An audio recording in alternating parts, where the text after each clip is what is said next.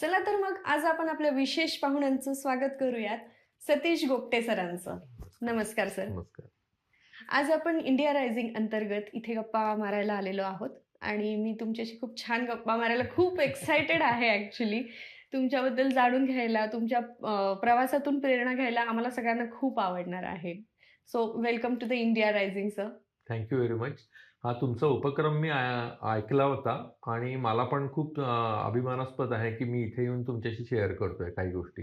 Thank you. नक्कीच sir. Thank you very आपण much. सगळ्यांशी गप्पा मारणार आहोत येस. आणि त्याचबरोबर माझा पहिला प्रश्न तुम्हाला असणार आहे, की शॉर्टमध्ये आम्हाला जर तुमची लाईफ स्टोरी ऐकायची असेल, तर ती काय असेल? ओके. सो मी बेसिकली माझं नेटिव्ह प्लेस आहे वाई, सातारा. सातारा जिल्ह्यामध्ये अ, अ, माझं शिक्षण झालं सगळं आणि त्याच्यानंतर कॉलेज वगैरे मी पुण्यामध्ये केलं. आणि नंतर नोकरीनिमित्ताने तेव्हा मला असं वाटत होतं, की आपण कुठेतरी महिंद्रा अँड महिंद्रामध्ये सर्व्हिसला बिकॉज माझे वडील आहेत ना, ते पी-डब्ल्यू-डी इरिगेशन विभागात होते इंजिनियर. तर त्यांच्याकडे जीप गाडी असायची आणि त्या जीपचं खूप लहान मुलांना आकर्षण होतं. आणि त्या आकर्षणापोटी मी महिंद्रामध्ये जायचं ठरवलं. पण अनफॉर्च्युनेटली मी इंजिनियर नाही होऊ शकलो. आणि मग नंतर मी केमिस्ट्री ह्या सब्जेक्टवरती अभ्यास केला आणि पेंट टेक्नॉलॉजी केला मी. टेक्निकल कोर्स आहे आणि नशिबात असं होतं की मी महिंद्रामध्येच लागलो आणि महिंद्रामध्ये मला फर्स्ट जॉब कांदिवलीमध्ये सुरू झाला आणि मग नंतर मला मुंबईत राहायचं नव्हतं. जसं मी सांगितलं की माझा वाई आणि सातारा जिल्ह्यामध्ये जन्म झाल्यामुळे मला मुंबईत राहायचं नव्हतं. मग त्यांनी मला नाशिकला ट्रान्सफर केलं. नाशिक नवीन प्लांट येत होता. आणि मग नाशिकला मी आल्यानंतर माझं महिंद्राचा सगळा इथे जॉब झाला आणि सगळी डेव्हलपमेंट महिंद्राची जी झाली, ती नाशिक प्लांटला झाली. त्याच्यापुढे ओह नेक्स्ट. ग्रेट! सो मी पार अगदी छोट्यातल्या छोट्या टेक्नॉलॉजीपासून मोठ्या टेक्नॉलॉजी म्हणजे रोबोटिक्सपर्यंत पोहोचलो, की जिथे 35 गाड्या दिवसाला आम्ही बनवत होतो, हं, तिथून हं, मी हं. रिटायर्ड झालो तेव्हा 1000 गाड्या दिवसाला हं, बनवायच्या हं, वेळेला मी हं, रिटायर्ड झालो. तर हं, 35 ते 1000 हं. असा माझा सगळा प्रवास महिंद्रा अँड महिंद्रामध्ये झाला. ओह! छानच. या. सो हे माझं बॅकग्राऊंड आहे. Why I am coming in Nashik. Nice sir. एवढंच नाही, मला सरांबद्दल अजून एक गोष्ट जी महत्त्वाची कळलेली आहे, की सरांना ट्रेकिंगची खूप आवड आहे. सर आम्हाला त्याबद्दल ऐकायला आवडेल. खरं आहे ते. ॲक्चुअली नाशिकमध्ये आल्यानंतर पुण्यातल्या सारख्या शहरातनं नाशिकमध्ये 30-40 वर्षापूर्वी आल्यानंतर नाशिकमध्ये करायचं काय हा मुद्दा होता. पण नाशिक हे अतिशय सुरेख निसर्गरम्य ठिकाण आहे.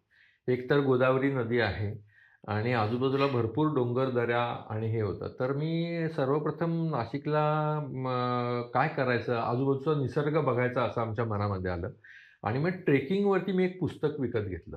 हरीश कपाडियांचं एक पुस्तक होतं. त्याच्यात सगळे मॅप्स दिलेले होते आणि त्या मॅप्सवरून आपण मॅप रीडिंग करायचं आणि ट्रेकिंग करायचं हे आमच्या मनामध्ये होतं आणि मग आम्ही स्मॉल छोटा ग्रुप बनवला आणि आम्ही ट्रेकिंग करायला सुरुवात केली. सो नाशिक आणि त्यामुळे आम्हाला आजूबाजूचा निसर्ग खूप छान बघता आला. नाशिकच्या आजूबाजूला अतिशय निसर्गरम्य ठिकाणं आहेत हो, डोंगरांवरती. हो. आणि आम्ही डोंगर दऱ्यांवरनंच भरपूर फिरलेलो आहे. आणि त्यामुळे मला सिटीपेक्षा आम्हाला बाहेर जायला खूप जास्ती आवड होती. तर ह्याच्यातनंच मला असं हे होतं, की मी नंतर हिमालयामध्ये जायला लागलो. हिमालयामध्ये पण मग भरपूर ट्रेकिंग केलं, की नाशिकचा बेस असल्यामुळे मला हिमालयामध्ये एव्हरेस्ट बेस कॅम्प पहिल्यांदा केला. त्याच्यानंतर बरेच वेळेला मी हिमालयामध्ये ट्रेक्स केले आणि आत्ता लेटेस्ट 2010-12 साली मी ह्याला गेलो, कैलास मानसरोवरला गेलो. वाह! तर ही 2 मोठी ठिकाणं झाली माझी हिमालयातली आणि सह्याद्रीमध्ये तर प्रचंड माझे ट्रेक्स झाले. लाइक मोठा ट्रेक जर बघायचा झालं तर राजगड ते रायगड हे 100 किलोमीटरचं अंतर 4 दिवसामध्ये आम्ही पार केलं. त्याच्यानंतर हरिश्चंद्रगड ते कळसुबाई, कळसुबाई ते हरिश्चंद्रगड असं गेलो. त्याच्यानंतर लोणावळाहून भीमाशंकरला चालत आलो. तर असे बरेच ठिक आहे. त्यामुळे मला जंगलाशी एक नातं जडलं माझं, निर्माण झालं. निर्माण झालं. ट्रेकिंग संदर्भात काही अनुभव शेअर करायला आवडेल? हां, विशेष काही? ट्रेकिंगमध्ये हो, नक्कीच. ट्रेकिंगमध्ये सगळ्यात महत्त्वाचं प्लॅनिंग जे असतं, म्हणजे हं. कुठलाही प्रोजेक्ट एखाद्या डेस्टिनेशनला जर जायचं असेल, तर एक प्री प्लॅनिंग जे करावं लागतं ते अतिशय महत्त्वाचं असतं. आणि त्याच्यात सेफ्टी फॅक्टर आणि प्लॅन बी पण ऑल्वेज असावा लागतो, हे आम्हाला ट्रेकिंगमध्ये शिकायला मिळालं. की आपण एखादी गोष्ट जर ठरवली, तर त्या निसर्गामध्ये किंवा कुठल्याही ठिकाणी प्रॅक्टिकल अनुभवामध्ये जर का गेलात, तर त्याच पद्धतीने सगळ्या गोष्टी घडतात असं नसतं. तर प्लॅन बी हा ऑलवेज रेडी असायला पाहिजे. हे मला ट्रेकिंगनी शिकवलं आणि तोचा वापर मी माझ्या प्रोफेशनल लाईफमध्ये पण केला. कारण ऑलवेज मी जो कुठलाही प्लॅन करायचो ना, तर माझा प्लॅन बी ऑलवेज असायचा. त्याच्यामुळे मी फेल नाही व्हायचो. एखाद्या गोष्टीमध्ये अडथळा आला तर दुसरा मार्ग असायचा आणि मी ते डेस्टिनेशनला जायचो. सो हे मला ट्रेकिंगनी शिकवलं. अच्छा. हां. ट्रेकिंगमध्ये प्लॅन बी म्हणजे मला थोडंसं एक्सप्लेन करू काय शकाल? असतं माहिती आहे का, की एखादी आपण घटना ठरवलेली असते. लाइक फॉर एक्झाम्पल 3-4 दिवसाचा जर ट्रेक असेल आणि एखाद्या डेस्टिनेशनला पोहोचायचं असेल, तर तिथे पाणी असायला पाहिजे. जर पाणी नसेल तर काय? कारण पाणी नसेल तर तुम्ही तिथे राहू शकणार नाही किंवा हं, खायला हं. प्यायला माणसांना ग्रुपला घेऊन जायचं असेल तर अन्न शिजवायला पाणी लागतं. त्याच्यानंतर जर का तर त्याच्यासाठी प्लॅन बी असायला पाहिजे. सो त्याच्या आजूबाजूची पण ठिकाणं अशी शोधायला पाहिजे तुम्हाला, माहिती ती असली माहिती असणं पाहिजे. पाहिजे ओके. गरजेचं आहे, की जे तुम्ही मॅपवरनं हं, बघू शकता. हं.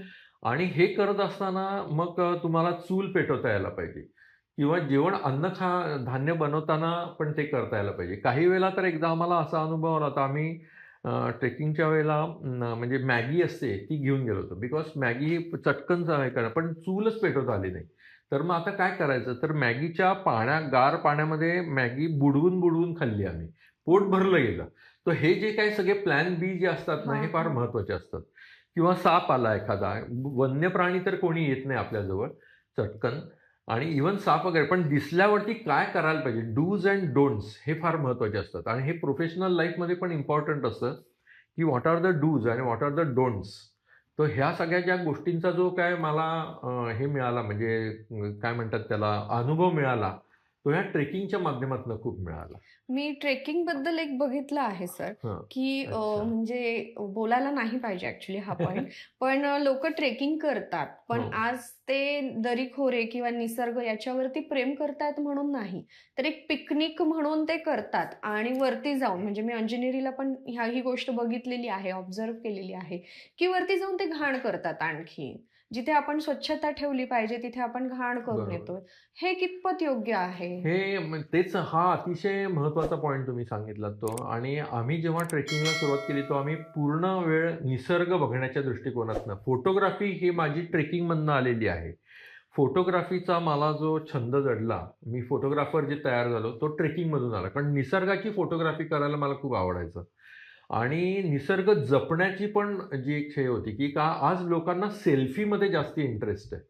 म्हणजे फुलपाखरांचं मी आता असं एक उदाहरण नंतर सांगेनच, पण फुलपाखरांच्या बरोबर सेल्फी काढायची लोकांची हे होती. अरे फुलपाखरू उडत असतं, त्याच्यात तुम्ही काय सेल्फी काढणार आहात? सो अशा बऱ्याच गोष्टी आहेत आणि त्याच्यातनं अपघात पण होतात. सो आम्ही कधी अपघात नाही झाला आमच्याबरोबर, आमच्या किंवा ग्रुपमध्ये सुद्धा. कारण का माहिती आहे का, की निसर्गाला एक छोटीशी मर्यादा असते, एक लाईन असते. ती क्रॉस कधी करायची नाही, हे आपल्याला लक्षात असायला पाहिजे ऑल्वेज. म्हणजे कड्यावरनं जाताना किंवा याच्यातनं जाताना सुद्धा, की कुठे बघायला पाहिजे आणि कुठे नाही करायला पाहिजे, हे फार महत्त्वाचं असतं.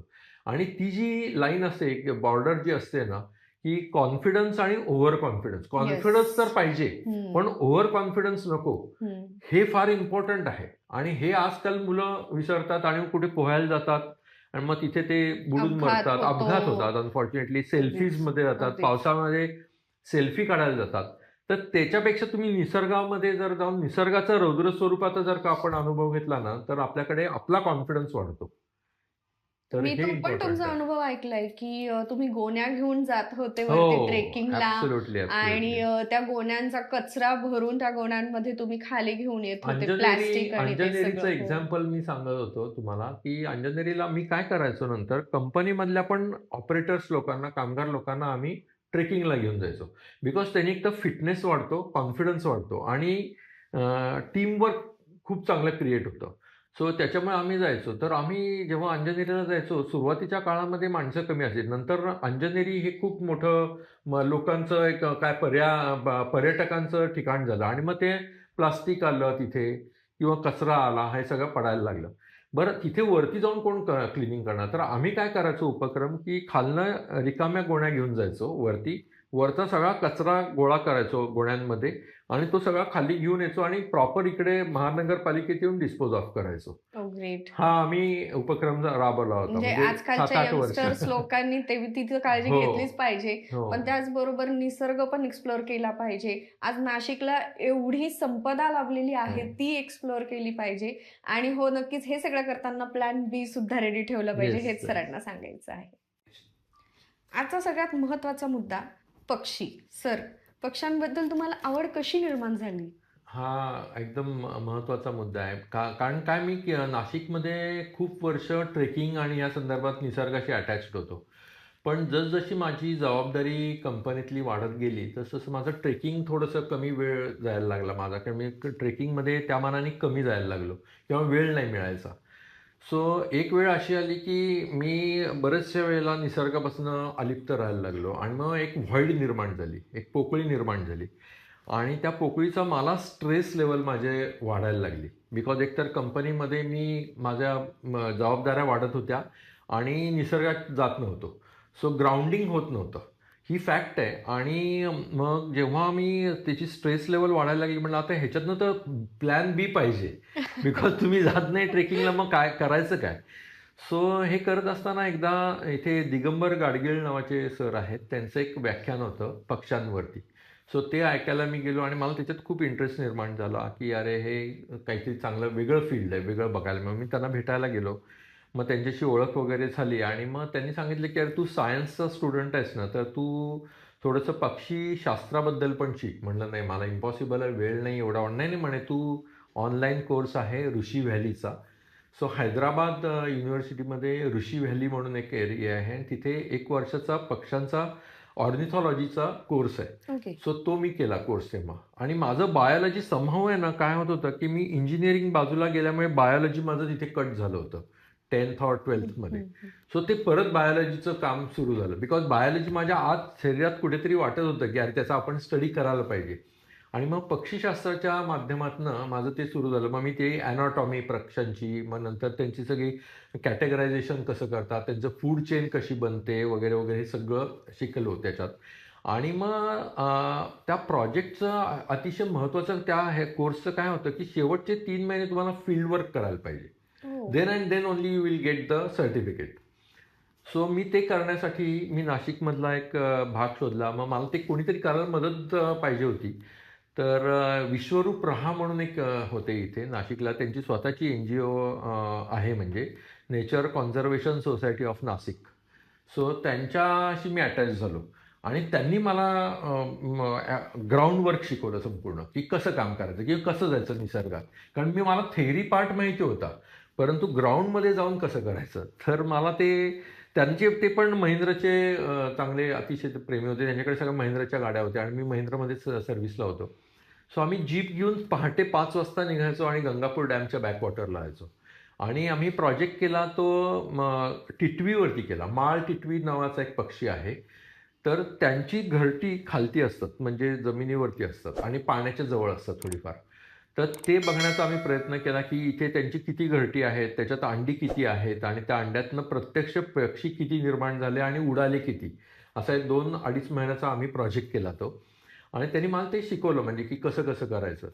तेव्हा मला खूप काही-काही चांगले असे अनुभव आले, की आपण जर का उतरलो तर पक्षी उडून जातो. पण मी जीपमध्ये आहे तर पक्षी अगदी जवळपास पण असतो माझ्या हो. इथपर्यंत. हां, म्हणजे पक्ष्याला गाडीची किंवा याची माणसाची भीती वाटते. गाडीची नाही. गाडीची नाही वाटत भीती. तर हा इम्पॉर्टंट गोष्ट आहे आणि लोकं त्याच्या जवळ जाण्याचा प्रयत्न करतात आणि ती चुकीची गोष्ट आहे. सो ह्याच्यातनं माझा कॉन्फिडन्स लेव्हल खूप वाढली आणि मग पक्षासाठी मग मी मारुती चितमपल्ली सरांना भेटलो. त्यांना माझे काही फोटोग्राफ्स दाखवले, कारण ते खूप मोठं त्यांचं काम आहे. एक तर ते म्हणजे वनविभागात कामाला होते आणि त्यांची खूप पुस्तकं मी वाचली होती. तर त्यांनी सांगितलं, "यार तुम्ही फार सुरेख काम करताय, पण म्हणे डॉक्टर सलीम अलींनी जे काम केलं 70-75 वर्ष, काय तर आयडेंटिफिकेशन ऑफ द बर्ड्स, त्याच्या पुढे जाऊन काहीतरी काम करायला पाहिजे तुमच्या पिढीने. तुम्ही ओके. नुसतं तसं नका करू.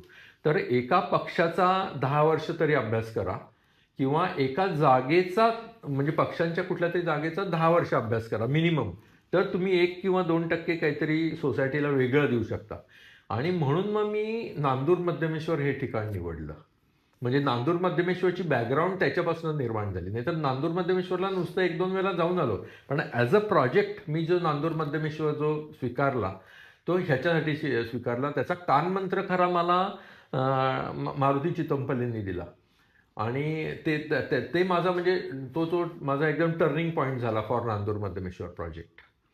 सो हे त्याच्या मागचं बॅकग्राऊंड आहे. नांदूर मध्यमेश्वरच का?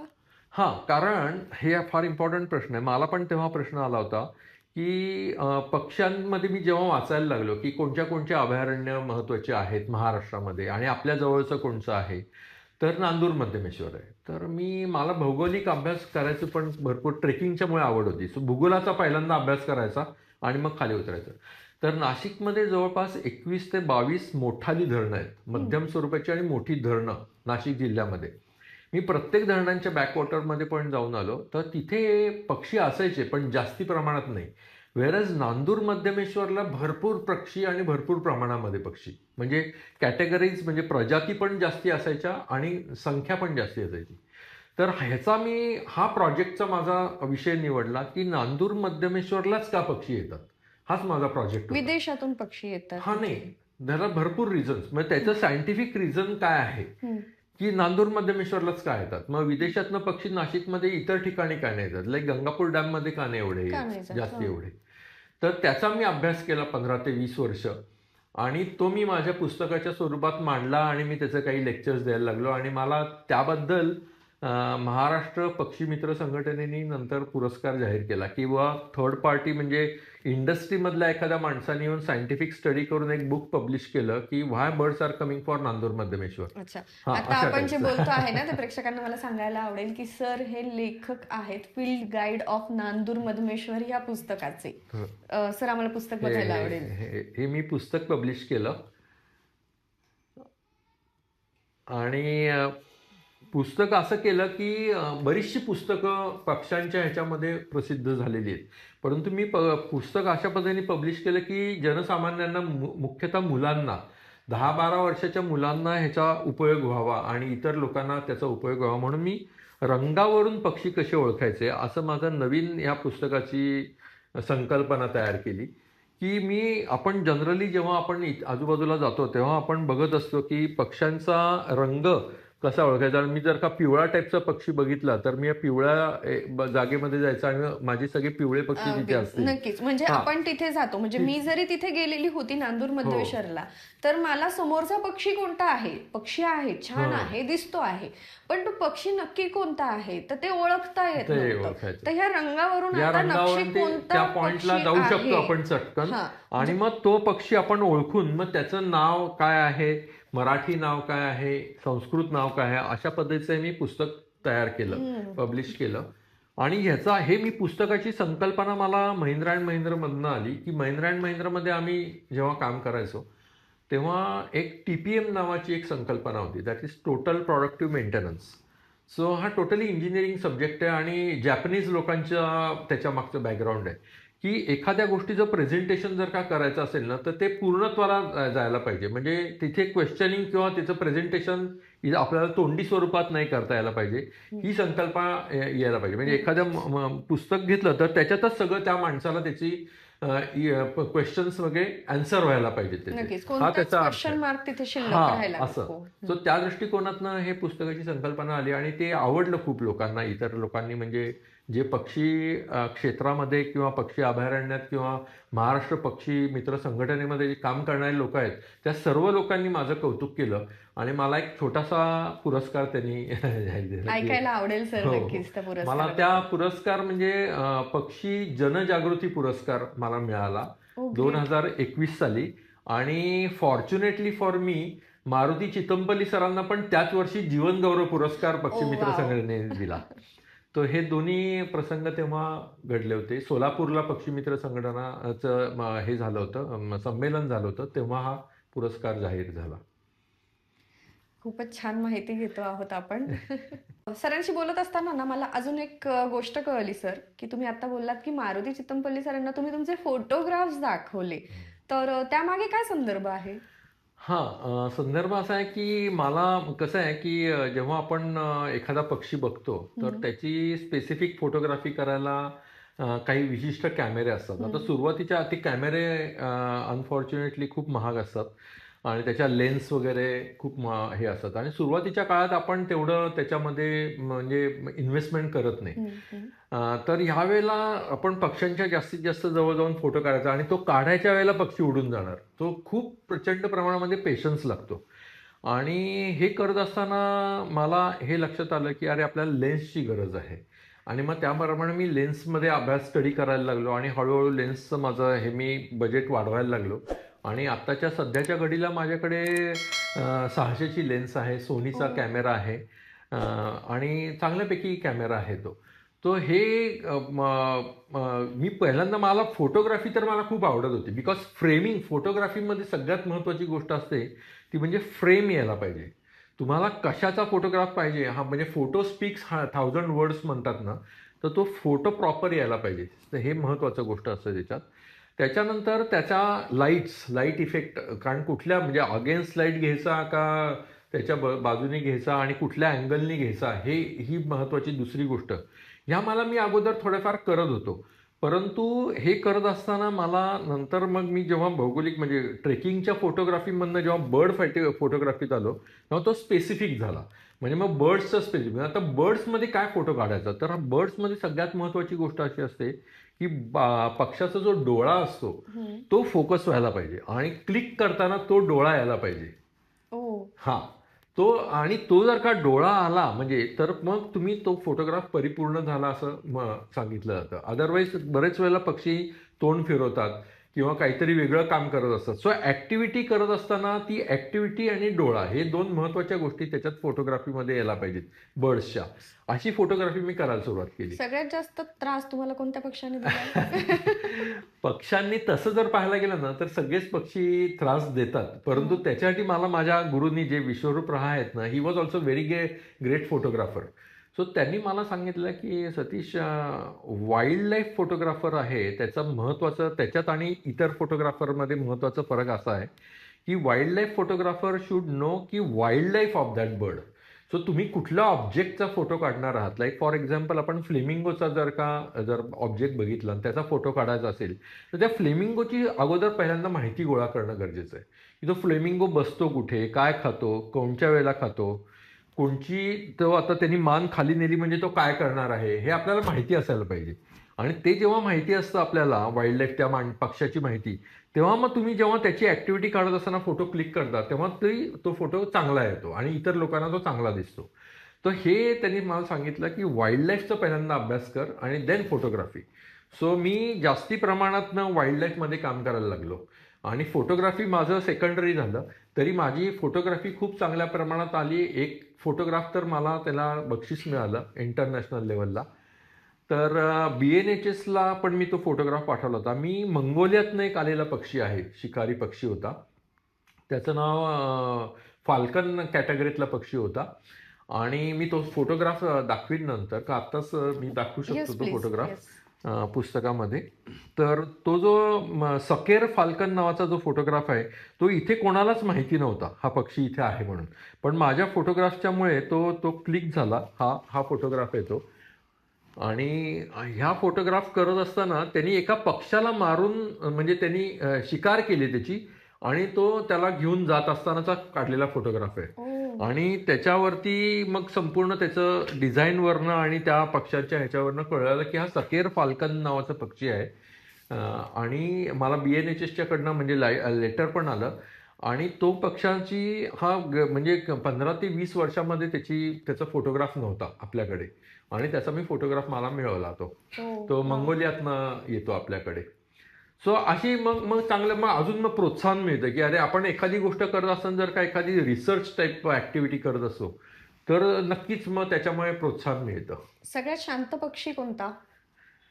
अ, शांत पक्षी कसं असतं त्यांच्या विशिष्ट वेळांवरती अवलंबून असतं. अच्छा. हां.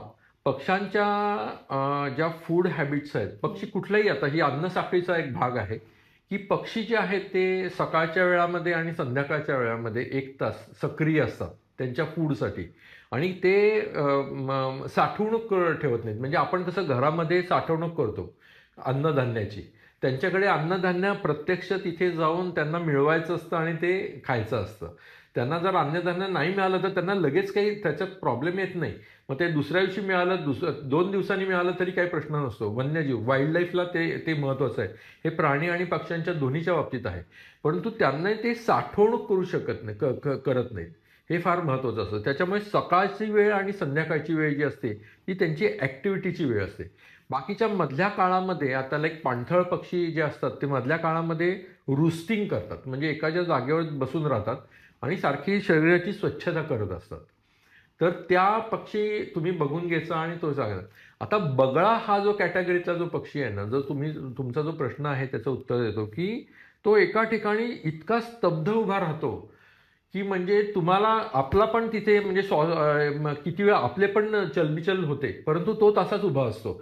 कारण तो त्याचं काय टार्गेट असतं की एखादा मासा पकडायचा आणि त्याच्यासाठी त्याची जी स्तब्धता जी असते ना, तो अतिशय शांत असते. त्याच्यातला ग्रेटर इग्रेट ज्याला म्हणतात की जो मोठा बगळा जो आहे तो अतिशय स्तब्ध उभा असतो. आणि तसाच वंचक नावाचा पण बगळा एक छोटा असतो त्यातलाच, तो पण अतिशय स्तब्ध उभा असतो. ते फोटोग्राफी करायला अतिशय सुरेख असतात. म्हणजे त्यांना हालचाल त्यांची टिपणं हे एकदम त्यांचा मग तो डोळा टिपता येतो. त्यांचे चोचेच्या ज्या कलर असते चोचीची ती पण आपल्याला टिपता येते व्यवस्थित. तो हा बगळा कॅटेगरीतले जे पक्षी आहेत ना ते स्तब्ध जास्ती असतात इतर पक्ष्यांच्या मानाने. हे आणि तुमच्या प्रश्नाचं उत्तर. तुमचा सगळ्यात कलरफुल बघितलेला पक्षी कोणता? कलरफुल म्हणण्यापेक्षा कलरवाले तर खूपच पक्षी आहेत. मग मी जास्ती स्टडी करायला लागलो. तर जगभरामध्ये 10,000 प्रजाती आहेत किंवा 10,000च्या वरती प्रजाती आहेत पक्ष्यांच्या. आणि मग मी विचार करायला लागलो की भारतामध्ये किती आहेत त्यातल्या. तर भारतामध्ये जवळपास 1300च्या वरती प्रजाती भारतामध्ये आहेत. मग महाराष्ट्रामध्ये किती आहेत? तर महाराष्ट्रामध्ये 550 प्रकारच्या प्रजाती दिसू शकतात पक्ष्यांच्या. मग नांदूर मध्यमेश्वरला किंवा नाशिक जिल्ह्यात किती दिसतात? तर नाशिक जिल्ह्यात मी जेव्हा स्टडी करायला लागलो जवळपास 240 ते 250 पक्षी दिसायला लागले होते आणि त्याचा मी स्टडी करायला लागलो. ओके. मग सगळ्यात जास्ती पक्षी कोणत्या कंट्रीमध्ये आहेत? तर जे कोलंबिया म्हणजे दक्षिण अमेरिकेमधलं जे ठिकाण आहे, मला पहिल्यांदा ब्राझील वाटलं होतं. फॉर्च्युनेटली माझी ब्राझीलला पण व्हिजिट झालेली आहे प्रोफेशनल कामामुळे. महिंद्रा अँड महिंद्राच्या तर्फे मी ब्राझीलला पण जाऊन आलो होतो आणि मी पक्षी बघितले होते बरेचसे. पण कोलंबियामध्ये हायेस्ट 1933 प्रकारचे पक्षी कोलंबिया कंट्रीमध्ये वर्ल्ड दिसतात. वाईड बघायला वर्ल्ड वाईड गेलं बघायला तर एका कंट्रीमध्ये. Colombia. Colombia okay. Is number 1. Okay. Number 2 आहे ते कोस्टारिका आहे. नंबर 3 ब्राझील आहे आणि नंबर 4 पापुआ न्यू गिनिया नावाचं एरिया आहे. आणि फॉर्च्युनेटली मी ऑस्ट्रेलियामध्ये पण बघितले काही बर्ड्स. ऑस्ट्रेलियामध्ये पण भरपूर वेगळ्या टाईपचं आहे. न्यूझीलंडचे बर्ड्स बघितले, युरोपमध्ये बघितले, अमेरिकेतले बघितले, या सगळ्या ठिकाणी बघितले. तर कलरफुल पक्षी जे आहेत हे थंड प्रदेशामध्ये खूप जास्ती प्रमाणामध्ये कलरफुल डार्क पक्षी म्हणजे रेडिश कलरचे वगैरे जास्ती दिसतात. व्हेअरच ब्युटिफुल बर्ड्स जर बघितले तर तुम्ही विषुववृत्ताच्या आजूबाजूला बरेचसे पक्षी आहेत. म्हणजे आता हे जर का कोलंबिया वगैरे जर ठिकाण बघितलं तर विषुववृत्ताच्या आजूबाजूला आहेत सगळी. तर तिथे इवन भारतामध्ये खूप चांगल्या पक्षी मिळतात हे आपल्याला. आणि भारतामध्ये पण अतिशय कलरफुल पक्षी आहेत. हिमालयामध्ये खूप कलरफुल पक्षी आहेत भारतातले. आणि हिमालयातनी आपण फॉर्च्युनेटली असं आहे की आपले बरेचसे हिमालयातले पक्षी आपल्या इथे येतात हो. नाशिकमध्ये. सो त्यामुळे ते पण आपल्याला बघायला मिळतं तिथे. सो कलरफुल तुम्हाला जर का उदाहरण सांगायचं आलं तर मला आवडणारा जर पक्षी होता ना तो फ्लेमिंगो होता. म्हणजे डे वन मी जो इन्स्पायर झालो जास्ती की फ्लेमिंगो. आणि फ्लेमिंगोचा पण मी नंतर अभ्यास केला की नाशिकमध्ये खूप फ्लेमिंगो येतात. म्हणजे गंगापूर डॅमला पण येतात, तिकडे वाघाड डॅम पण आहे, नांदूर मधमेश्वरला तर भरपूर असायचे. म्हणजे फ्लेमिंगो तर आम्ही अगदी असे जवळ जाऊन बघितलेले आहेत. आताच्या घडीला सध्या कमी झालेत थोडेसे फ्लेमिंगो. पण फ्लेमिंगो हा अतिशय सुरेख पक्षी आहे. आणि त्याची गंमत अशी आहे की तो निसर्गाचं साफसफाई करणारा पक्षी आहे. म्हणजे काय तर फ्लेमिंगो हा शाकाहारी पक्षी आहे संपूर्ण ॲक्च्युअली. आणि तो धरणातला जो गाळ्यातला जे शेवाळं असतं ते शेवाळं खातो फक्त. आणि एक पक्षी दिवसभरामध्ये 4 ते 5 किलो शेवाळं खातो. आणि ते जेवढं तो शेवाळं खातो तेवढा त्याचा लाल रंग येतो, म्हणून त्याला अग्निपंखी पण म्हटलं जातं. म्हणजे त्याच्या पंखांवरती लाली जी येते ती जेवढी जास्ती तो शेवाळं खातो तेवढी लाली येते. आणि शेवाळं कधी येतं ते तुम्हाला माहिती असेल की पावसाळा झाल्यानंतर मग शेवाळ्याला सुरुवात होते. आणि मग नंतर उन्हाळा येईपर्यंत, उन्हाळ्यामध्ये तर ते एकदम संपूर्ण लाल भडक होतात बरेचसे पक्षी. आणि हे मुंबईमध्ये मग त्याचा पण मी स्टडी केला भरपूर, की फ्लेमिंगो सिटी ज्याला म्हणलं जातं, डॉक्टर सलीम अलींनी शोधलं, ते म्हणजे कच्छमध्ये आहे, जे गुजरात आणि पाकिस्तानच्या बॉर्डरवरती लिटिल रन ऑफ कच्छ किंवा ग्रेटर रन ऑफ कच्छमध्ये त्यांची घरटी आहेत. म्हणजे तिथे हजारो 50-50 हजारच्या संख्येने फ्लेमिंगो अंडी टाकतात आणि तिथे त्यांचं ब्रीडिंग होतं. आणि ती पिल्लं एक सर्टन लेवलची झाली की नंतर ते उडत उडत जेव्हा त्यांना तिथं त्यांचं खाद्य संपतं तेव्हा ते उडत उडत इकडे मुंबईच्या बाजूला येतात. आणि हे जे शिवडी वगैरेचा जो एरिया आहे जिथे आजकाल आपल्याला पक्षी बघायला भरपूर मिळतात, तर तिथे खूप जास्ती प्रमाणामध्ये येतात ते. आणि ते होत असताना गुजरातहून मुंबईला जात असताना नाशिक जिल्ह्यामध्ये येतो. आणि त्यामुळे नाशिकच्या ऑलमोस्ट बऱ्याचशा धरणांवरती फ्लेमिंगो येतात, पण ते जास्ती स्वरूपात राहत नाहीत. पण 8-10 दिवस त्यांचा मधला स्टॉप आहे हा नाशिकचा. तो नाशिकमध्ये स्टॉप करून मग ते पुढे जातात आणि परत जाताना सुद्धा पाऊस सुरू झाला मुंबईत की परत जातात ते माघारी आणि तेव्हा परत नाशिकला थांबून जातात. त्यामुळे नाशिकला दोन्ही वेळेला ते पक्षी बघायला मिळतात आपल्याला. सो ते आपण फॉर्च्युनेट आहे. आणि खूप छान त्याचं आता शेवाळ सुद्धा त्याच्यावरती आणखी एक स्टडी असा करताना मला लक्षात आलं की मुंबईमध्ये का जास्त पक्षी, तर मुंबईमध्ये जे शिवडी आणि तो जो परिसर जो आहे BARCचा, तर तिथे खूप जास्ती प्रमाणामध्ये चिखल आहे. आणि एक प्रकारचा बॅकवॉटर म्हणलं जाईल अरबी समुद्राचा असं आहे तिथे. तर तिथे काय होतं की मुंबईमध्ये सगळ्यात जास्ती बटाटा खाल्ला जातो एका फुल सिटीमध्ये. म्हणजे असा स्टडी जर का एक मुंबईचा सगळं बटाटा वडापासून वडापाव सगळंच आहे. सो 1 कोटी किलो बटाटा हा मुंबईमध्ये दिवसाला संपला खातात. आणि बटाट्याची गंमत अशी असते की बटाट्याचं जे काय वेस्टेज जे असतं त्याच्यातनं स्टार्च तयार होतो आणि ते सगळं वेस्टेज ते समुद्रामध्ये फेकलं जातं. अल्टिमेटली ते it goes into the म्हणजे त्या खाडीमध्ये जातं आणि त्या स्टार्चपासून शेवाळं भरपूर प्रमाणात तयार होतं. प्रचंड प्रमाणात शेवाळं तयार होतं आणि ते शेवाळं इथे हजारो लाखोच्या संख्येने जेव्हा पक्षी येतात तेव्हा एका पक्षाला 4 ते 5 किलो शेवाळं खायला लागतं दिवसाला. आणि ते तिथं त्यांना फूड अवेलेबल आहे. त्याच्यामुळे ते आणि ते त्या दृष्टिकोनातनं ते एक समुद्राचं साफ पण करतात सगळा. तो शेवाळं पण सगळं साफ होतं ते आणि त्या पक्ष्यांना खायला पण मिळतं.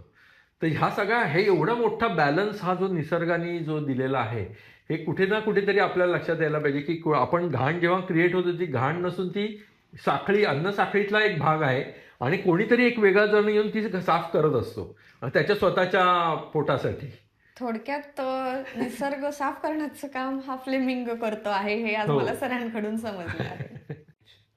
जिथे आपला निसर्गाचा मुद्दा चालू आहे, पक्ष्यांचा मुद्दा चालू आहे, तिथे नाशिक हे फुलांसाठी ओळखल्या जाणारी सिटी होती, रॅदर आहे ती.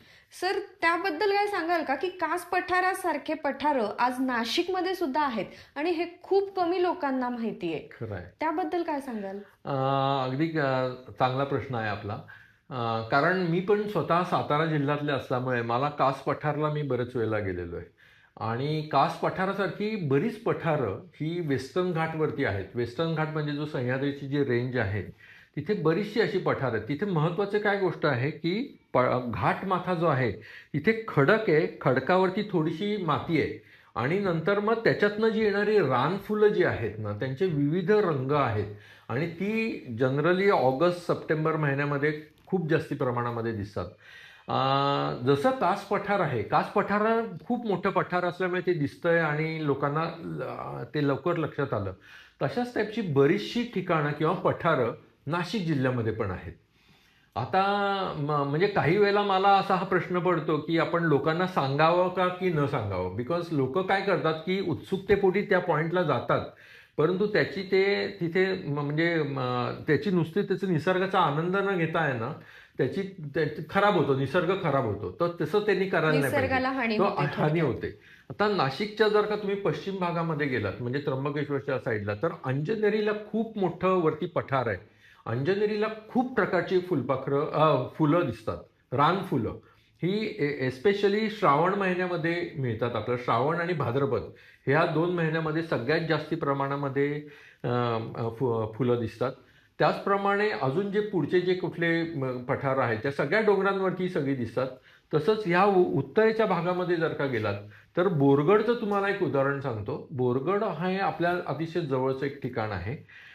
तिथे आम्ही बोरगडला प्लांटेशन बरंचसं करत होतो CSR ॲक्टिव्हिटीतर्फे आणि ते करत असताना शेजारी माळणा नावाचा एक छोटासा टेकडीवरचा डोंगर आहे आणि त्याच्या डोंगरावरती आम्हाला काय विशिष्ट कालावधीमध्ये असं पांढरी फुलं भरपूर दिसायला लागली होती. म्हणून आम्ही ट्रेक करत तिथे जाऊन बघायला लागलो. तर तिथे पिंक स्ट्राईप लिली नावाचं लिलीची फुलं येतात. ओके. तर तो पहिला जेव्हा शॉवरिंग होतं म्हणजे आपला वळवाचा पाऊस जो म्हणतो आपण त्याला, त्या वळवाच्या पावसाच्या 2 ते 3 दिवसानंतर ती फुलं यायला लागतात आणि किती संख्येने तर हजारोच्या संख्येने फुलं येतात ती. आणि मी 15-15 हजार फुलं पाहिलेत ॲट अ टाईम. म्हणजे पांढरं मोठं फुल असतं आणि त्याला पिंक स्ट्राइप्स असतात. ओ. हां.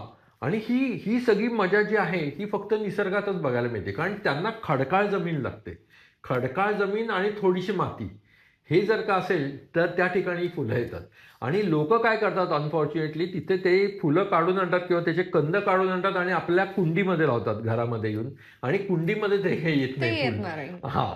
तर लोकांना हे समजायला पाहिजे की निसर्ग फुलं जी आहेत किंवा रानफुलं जी आहेत ती तिथे जाऊन बघण्यामध्ये त्याची मजा आहे किंवा लुटण्यामध्ये. ती तुम्ही उचलून घेऊन घरामध्ये आणू शकत नाही.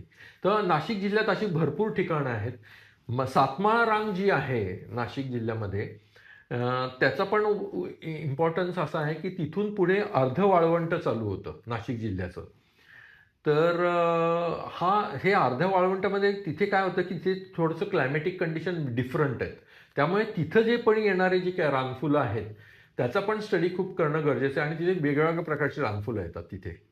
तर ते पण महत्त्वाचं आहे. सो नाशिक जिल्हा परिपूर्ण आहे यासाठी. म्हणजे कास पठारलाच जायला पाहिजे अशातला भाग नाही.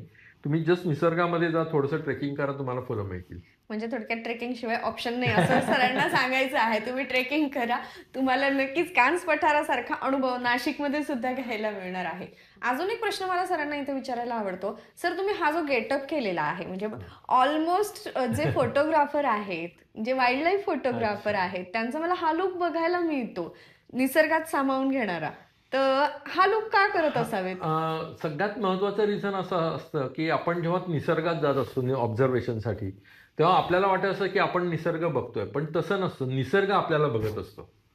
म्हणजे मग कुठल्याही माध्यमातून प्राण्यांना पहिल्यांदा मनुष्य दिसतो किंवा पक्ष्यांना तर इमिजिएट दिसतो. कारण पक्ष्यांचा बर्ड आय व्ह्यू जो असतो त्याप्रमाणे कुठे काय हालचाल होते ते दिसत असतं.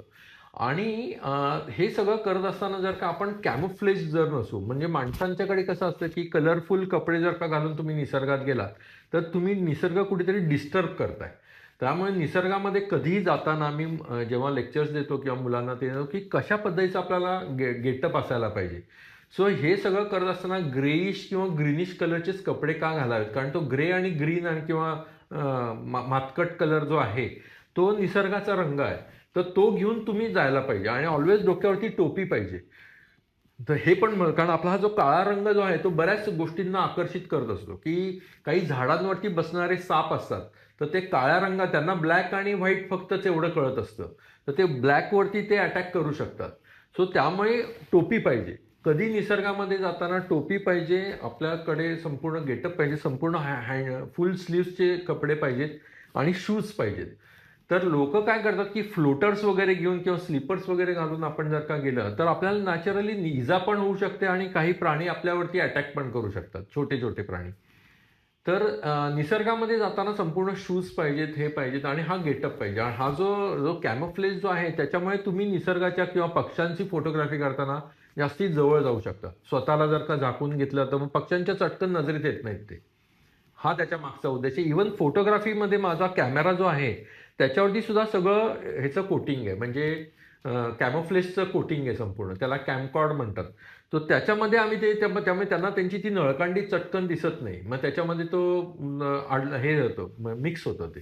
आणि हा फार महत्त्वाचा इम्पॉर्टंट पॉईंट आहे. त्याच्यामुळे तुम्ही जगाच्या पाठीवर कुठेही गेलात फक्त टेरेन बघून करायचं. लाईक हिमालयामध्ये थोडासा गेटअप तुमचा ग्रेइश असायला पाहिजे. आपल्या इथे ग्रीनरी जास्ती आहे त्याच्यामुळे आपल्याला ग्रीनिश इकडे सेटअप लागतो. वेळेस जर का डेझर्ट्समध्ये गेलात तुम्ही तर मातकट रंगाचे कपडे असायला पाहिजे. सो त्याच्याशी रंग मिसळ होणं गरजेचं आहे. हे इम्पॉर्टंट आहे त्याला. नक्कीच कलर कॉम्बिनेशन महत्वाचं आहे.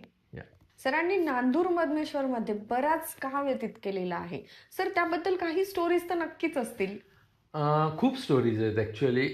म्हणजे नांदूर मध्यमेश्वरची मी एकदम जेव्हा सुरुवात करायला लागलो, बघायला लागलो, की नांदूर मध्यमेश्वरचा बंधारा हा हं. कधी बांधला गेला? ह्याची पहिल्यांदा सुरुवात. तर तो 1913 साली इंग्रजांच्या काळात बांधलेला आहे. आणि त्याचा पर्पज असा होता, की त्याच्या अगोदर दारणा डॅम होता इकडे. दारणा डॅम 1907 साली इंग्रजांनी बांधलेला आहे, दारणा नदीवरती. आणि त्या काळामध्ये मराठवाडा आणि हा जो आपला पूर्वेचा जो भाग आहे, त्या ठिकाणी तेव्हा पण दुष्काळग्रस्त भाग होता तो.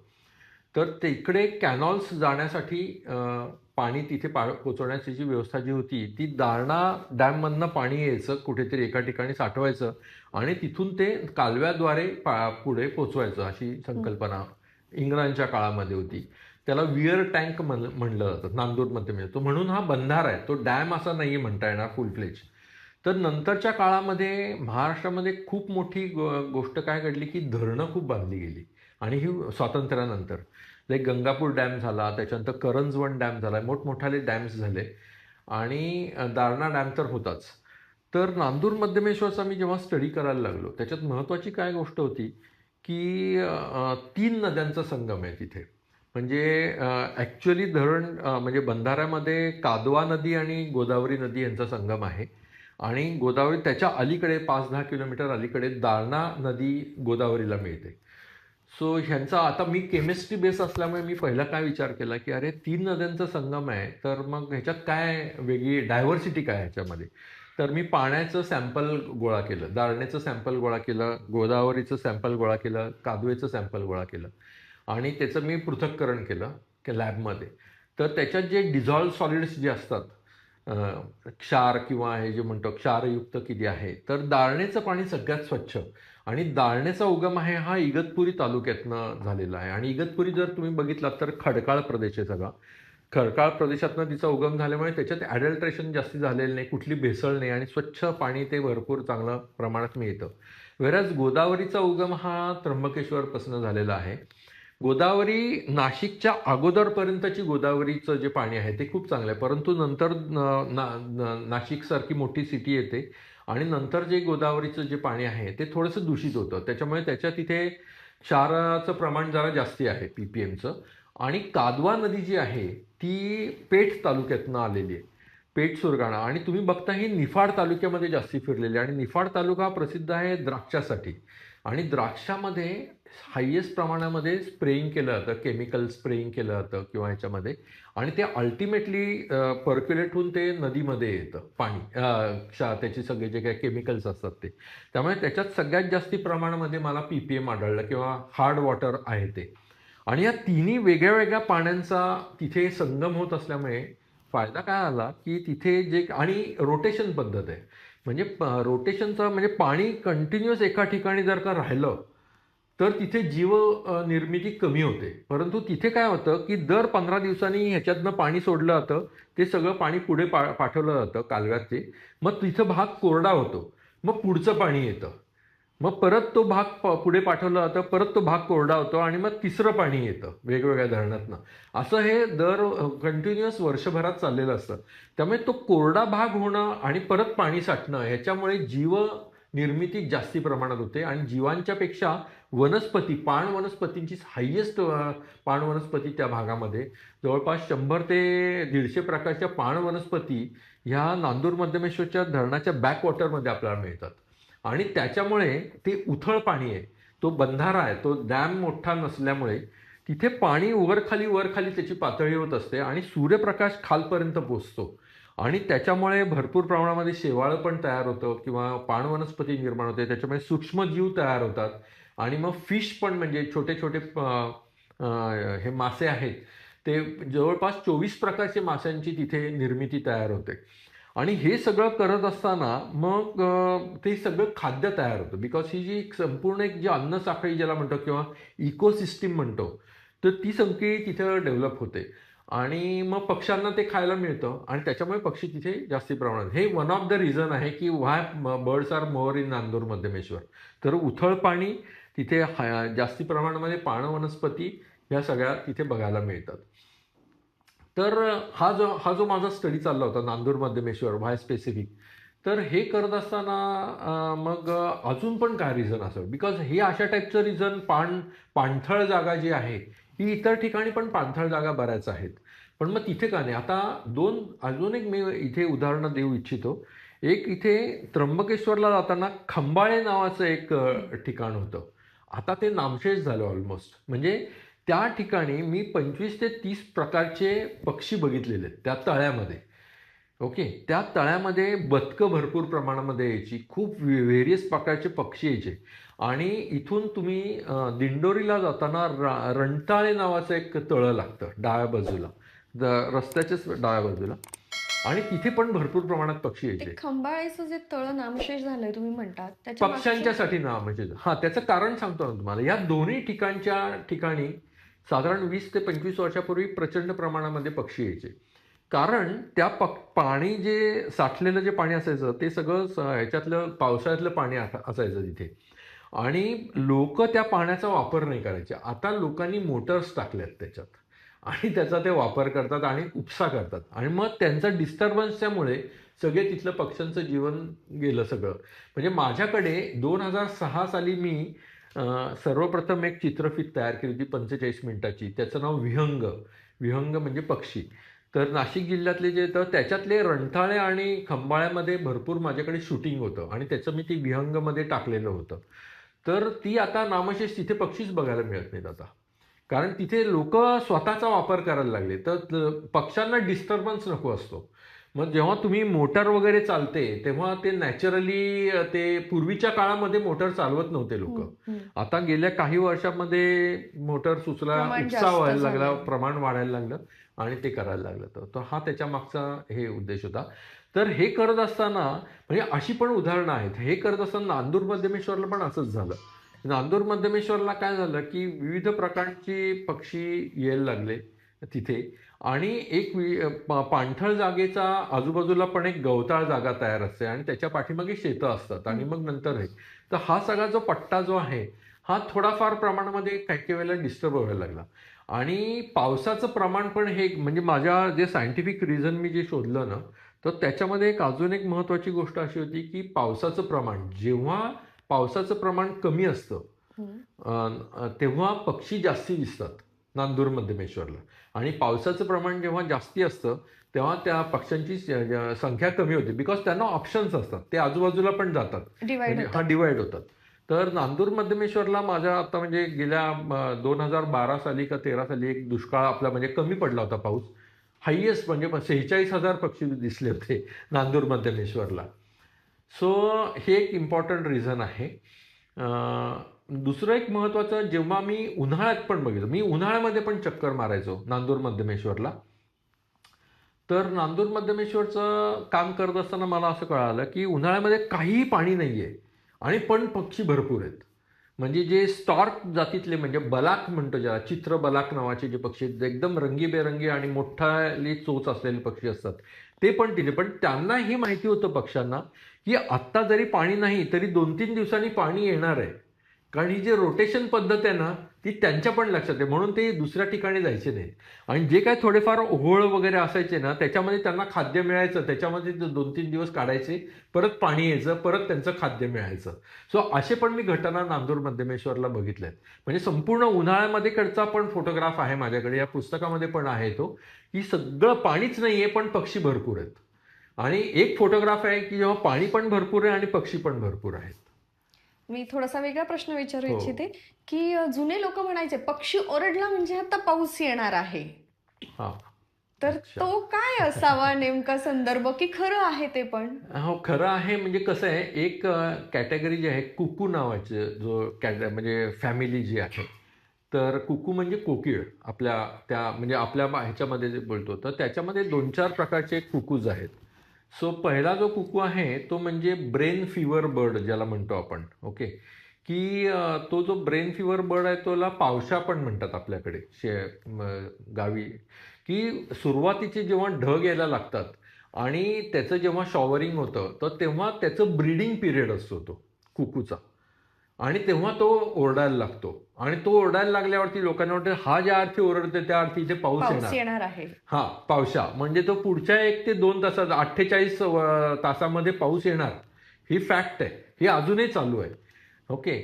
त्याच्यानंतर त्याच्या अगोदरचं जर का बघितलं तर चातक नावाचा जो पक्षी आहे, म्हणजे चातक हा पाण्याची लोक म्हणतात ना की पाणी त्याला लागत असं ढगातनं पडलेलंच पाणी घालतं. ऍक्च्युली तसं नाहीये, पण तो तेव्हा त्याचा ब्रीडिंग पिरियड असतो.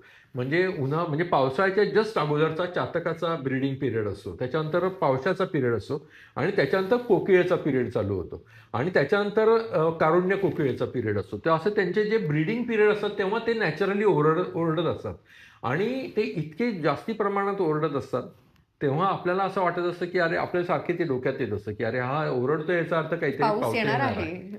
ही फॅक्ट आहे. तसंच एक उदाहरण देऊ इच्छितो, ते म्हणजे कावळ्याचं. कावळा हा सिटीमध्ये राहणारा, तसंच शहराच्या बाहेर पण राहणारे डोम कावळे भरपूर आहेत, पण कावळा हा अतिशय हुशार पक्षी आहे. कावळ्याला कुठलं सिक्स सेन्स असतो हे माहिती नाही अजून, पण कावळ्यानी घरटं बांधायला सुरुवात केली की 3 आठवड्यामध्ये पाऊस पडतो.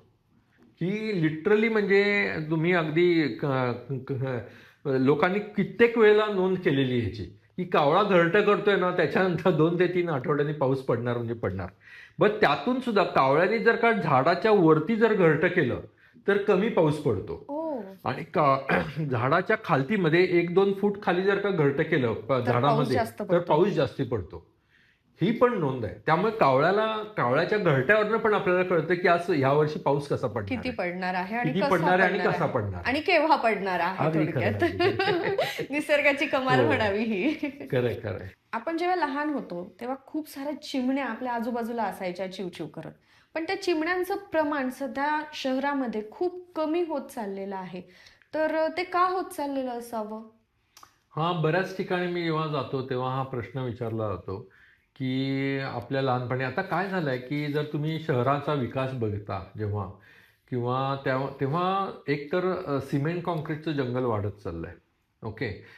पूर्वीची जर का घरं जी होती ती बरीचशी मातीची घरं होती किंवा पुढे मागे अंगण असायचं आणि आपल्या घरामध्ये आपण अन्नधान्य यायचो ते पाखडायचो, ते खाली पडायचं आजूबाजूला. तर चिमण्या जे आहेत, पिक्युलरली चिमण्यांचा जर का विषय काढलात तर चिमण्यांना 2 गोष्टींची फार गरज असते. म्हणजे अन्नधान्य तर त्यांना कुठेही मिळू शकतं, परंतु त्यांना पाण्याची अंघोळ आणि मातीची अंघोळ लागते. धुळीमध्ये अंघोळ करणारा एकच पक्षी तो म्हणजे चिमण्या आहेत.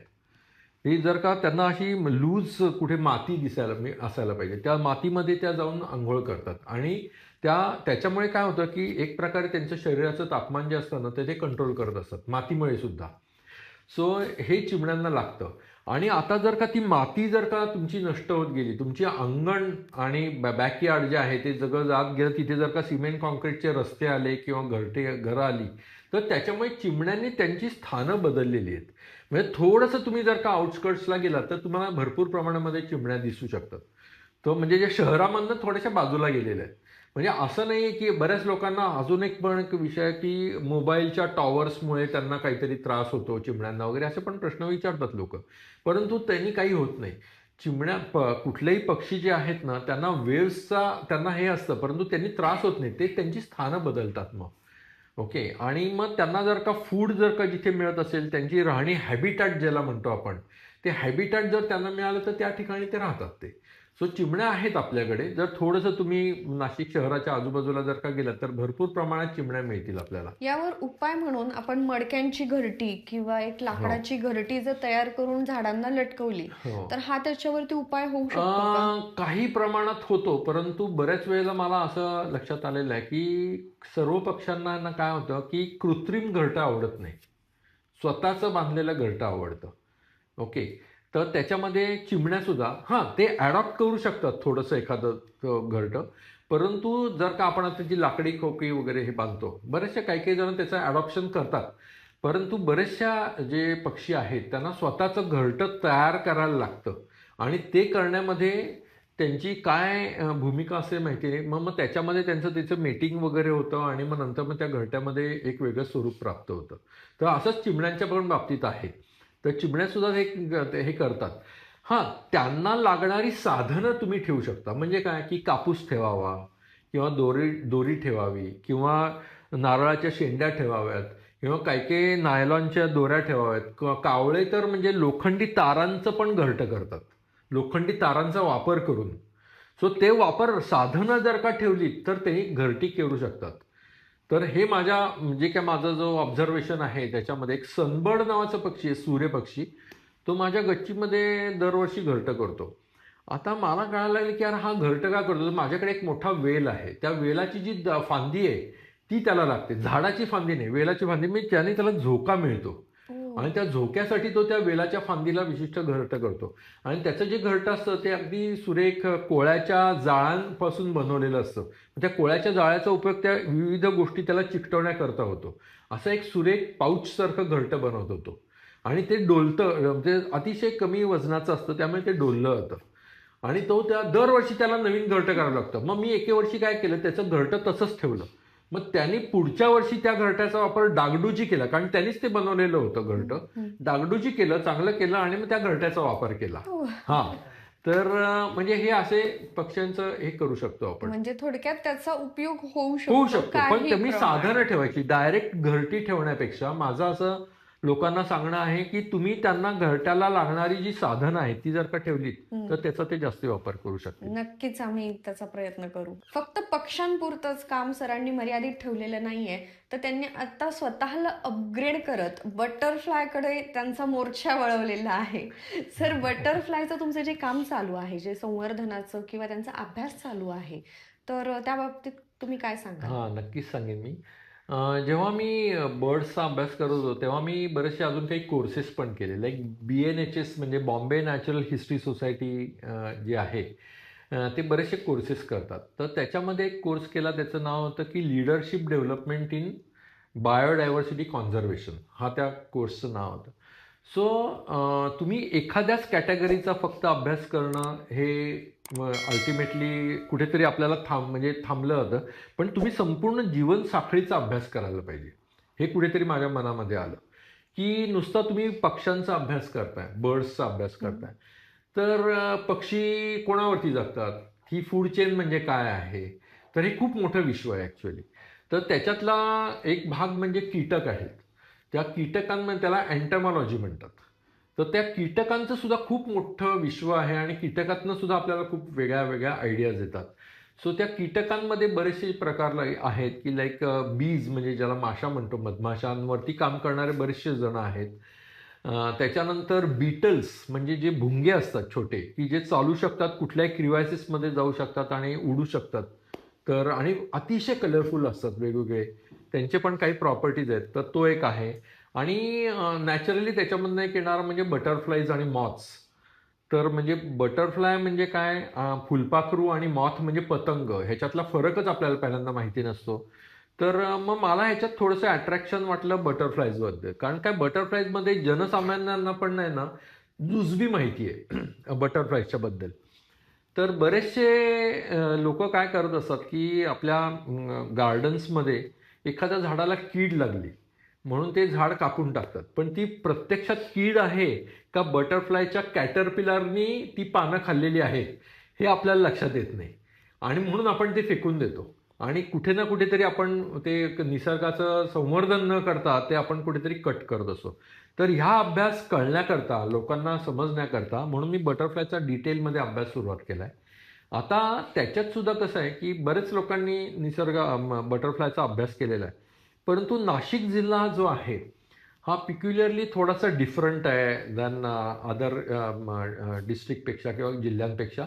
तर नाशिकमध्ये 3 प्रकारचे जिओलॉजिकल टेरेन्स आहेत.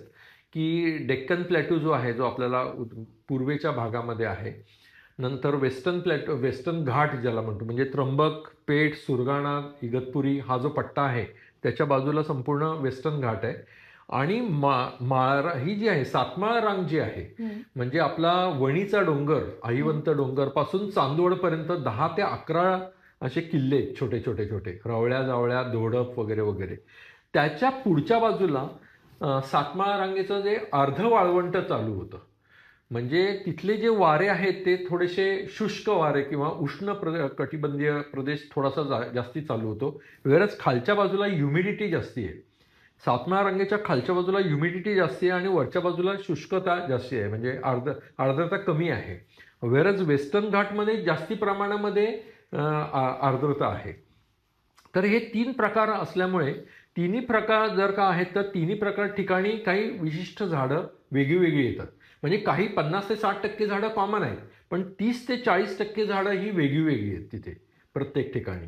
आणि जर का झाडं वेगळी असतील तर फुलपाखरू जे आहे हे हा असा कीटक आहे किंवा मॉथ की हे झाडापासून चालू होतं, म्हणजे फ्लोरापासून फौना तयार होतो.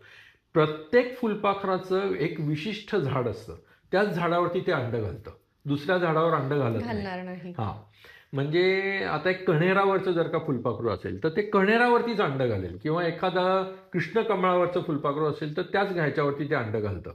आणि त्याला विशिष्ट क्लायमेट लागतं, म्हणजे त्या विशिष्ट त्याच्या ह्युमिडिटी आणि सनलाईट हे दोन्हीचं कॉम्बिनेशन लागतं फुलपाखरांना.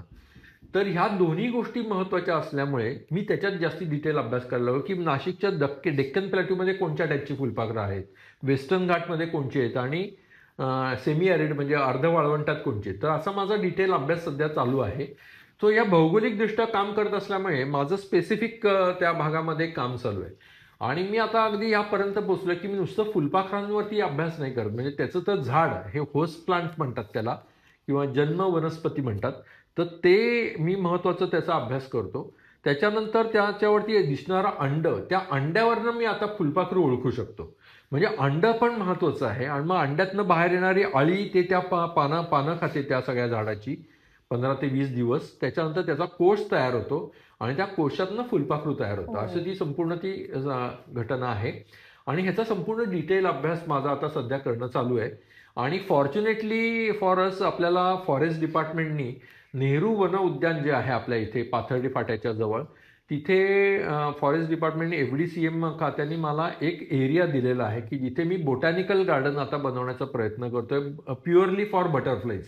म्हणजे प्रत्येक तुम्हाला सगळ्या या त्यांच्या घटना ज्या आहेत त्या सगळ्या दिसू शकतात बटरफ्लाईजच्या, की अंडं ज्या बटरफ्लायचं कसं असतं, त्याची अळी कशी असते, प्रत्यक्ष घटना घडत असेल, आणि त्याच्यातनं फुलपाखरू कसं तयार होतं. आणि हे जनसामान्यांना तिथे बघायला जे येणारे जे पर्यटक असतील त्यांना ते बघायला मिळेल विथ इन्फॉर्मेशन, असं आम्ही तिथे तयार करतोय. जे बटरफ्लायचा रंग असतो तो त्यांच्या प्रजातीवरतीच डिपेंड असतो की वातावरणाचा पण त्याच्यावरती फरक पडतो? त्यांच्या प्रजातीवरती तो जास्ती डिपेंडंट असतो. जर का आता मोठ्या कॅटेगरायझेशन जर तुम्ही बघितलं बटरफ्लायजचं, तर एक येलोज नावाचं कॅटेगरी असते, त्याच्यामध्ये सगळे येलो प्रकारचे फुलपाखरं असतात. पण त्याच्यात छोटे मोठे, त्याच्यात बऱ्याच प्रजाती आहेत येलोजमध्ये, पण मोठी फॅमिली येलोज आहे.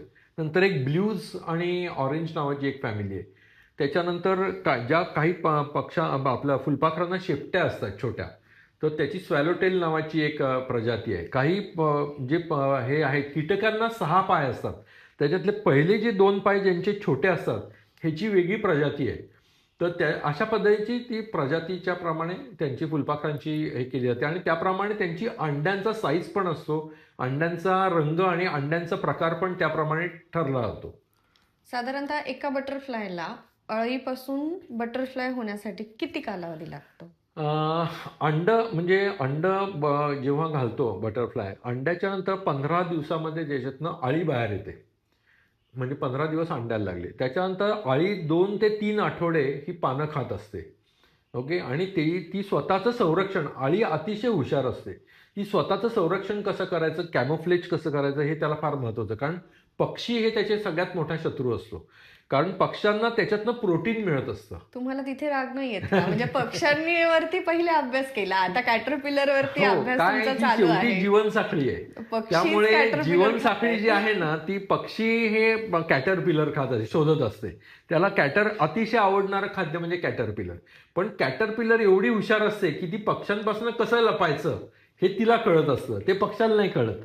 हे मला त्या कॅटरपिलर एवढ्याशा छोट्या कीटकाला सुद्धा तेवढी हे दिलेली आहे. आणि मग त्याच्यानंतर 2 ते 3 आठवड्यानंतर त्याचं कोशामध्ये रूपांतर होतं. कोशामध्ये 2 ते 3 आठवड्यानंतर ते फुलपाखरं डायरेक्ट ग्रोनअप फुलपाखरू तयार होतं आणि ते 3च आठवडे ते ग्रोनअप फुलपाखरू टिकतं.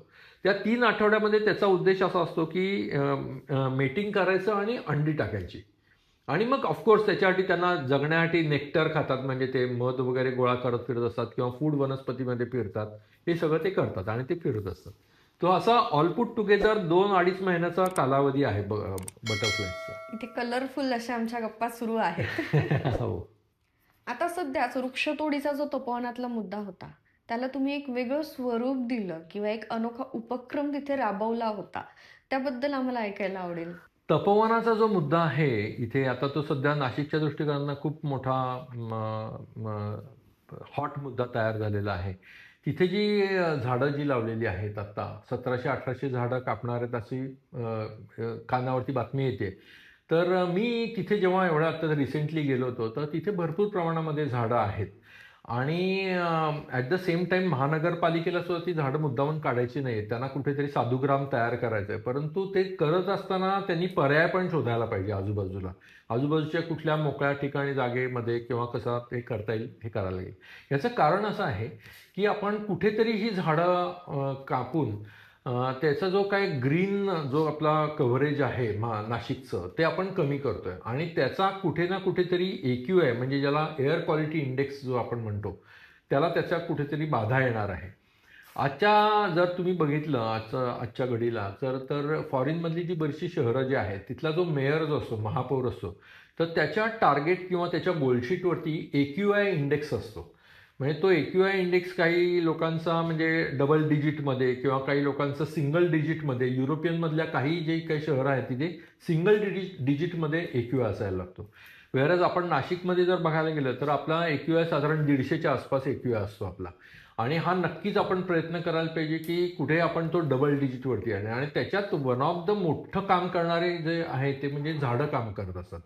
बिकॉज झाडं एकतर ऑक्सिजन देत असतात आणि झाडं इथे ह्युमिडिटी क्रिएट करतात. जर तुम्ही झाडं कापून टाकलीत तर त्या ठिकाणी सिमेंट, कॉन्क्रीट किंवा बाकीची जी काही आपली जी संसाधनं जी आहेत त्याच्यामुळे तिथली ह्युमिडिटी कमी होते आणि ह्युमिडिटी कमी झाली की ड्रायनेस वाढतो. आणि मग त्याच्यातली जी PM जी असतं म्हणजे 2.5 जे पर्टिक्युलर मॅटर जे असतं 2.5 मायक्रॉनचं किंवा 10 मायक्रॉनचं, त्याचा धुराळा हा खूप वाढतो आणि त्याच्यामुळे आज नाही तर उद्या रेस्पिरेटरी प्रॉब्लेम्स क्रिएट होतात माणसालाच. सो हे सगळं जर का बघता झाडं कापणं हा तर म्हणजे मुद्दाच असायला नाही पाहिजे कधी, म्हणजे महानगरपालिकेचा म्हणा किंवा नागरिकांचा सुद्धा. ही अतिशय महत्त्वाची गोष्ट आहे. तर ह्याच्यासाठी पर्याय मात्र नक्की शोधू शकतात. आणि मी जे काही आत्ता तिथे गेलो होतो तिथे बऱ्याच प्रकारची झाडं आहेत, म्हणजे फायकस म्हणजे ज्याला आपण वड, पिंपळ, उंबर ह्या कॅटेगरीतली पण बरीचशी झाडं तिथे आहेत.